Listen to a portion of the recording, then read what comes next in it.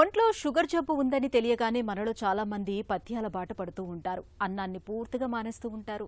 ఒట్టి చపాతీలు, రాగి సంగటి తినటానికి మొగ్గు చూపుతూ ఉంటారు.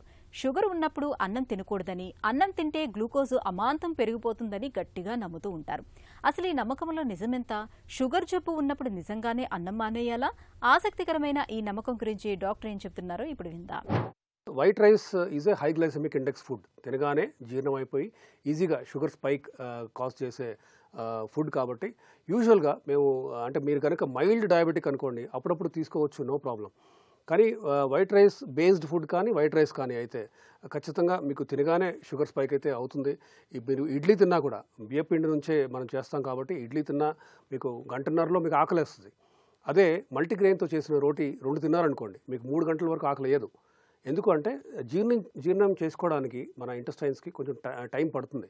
ఇంటెస్టైనల్ ట్రాన్సిట్ టైం అనేది కాంప్లెక్స్ కార్బోహైడ్రేట్స్కి కొంచెం ఎక్కువ. కాబట్టి ఈ సింపుల్ కార్బ్స్ని మనం అవాయిడ్ చేయాలి. కుదిరితే మీరు వైట్ రైస్, మీరు కనుక షుగర్ కంట్రోల్ బాగాలేదు అనుకున్నప్పుడు ఈ high glycemic foods high glycemic index ఉన్న foods like white rice, idli, maida, then dosa కూడా మీరు కనుక if you make from white rice, ఇవన్నీ కూడా సాధ్యమైనంత వరకు అవాయిడ్ చేస్తేనే మంచిది. So low glycemic index, in fact low GI rice అని కూడా మనం మార్కెట్లో చూస్తూ ఉంటాము. ఇన్ఫ్యాక్ట్ రైస్ విషయంలో అయితే what we recommend is unpolished, అంటే బ్రౌన్ రైస్.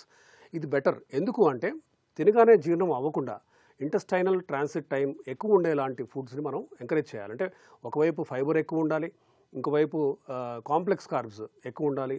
మల్టీగ్రెయిన్తో చేసిన roti, for example jowar, sorghum, bajra, ఇవన్నీ కూడా వీటితో పాటు ఇలాంటి రైస్ కానీ ఇలాంటి కార్బోహైడ్రేట్స్ తీసుకుంటే మీకు తినగానే వచ్చే స్పైక్, దాని పోస్ట్ ప్రాండియల్ స్పైక్ అంటాం, అవి మనం తగ్గించుకోవచ్చు, బ్లంట్ చేయొచ్చు.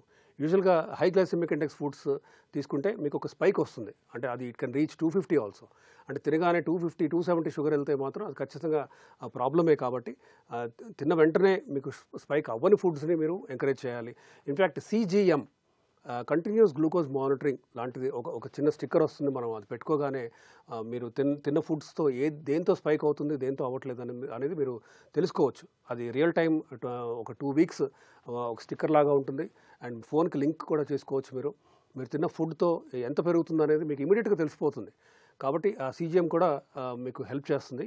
బట్ ఓవరాల్గా glycemic index wise lower glycemic index foods ఖచ్చితంగా బెటర్. ఎందుకంటే వీటితో మీకు స్పైక్స్ రావు కాబట్టి మీకు తద్వారా HbA1c కాంట్రిబ్యూషన్, పోస్ట్ ప్రాండియల్ నుంచి కాంట్రిబ్యూషన్ తగ్గుతుంది. కాబట్టి మీ HbA1c కూడా ఖచ్చితంగా 6.5 రేంజ్కి మీరు తీసుకురాగలుగుతారు.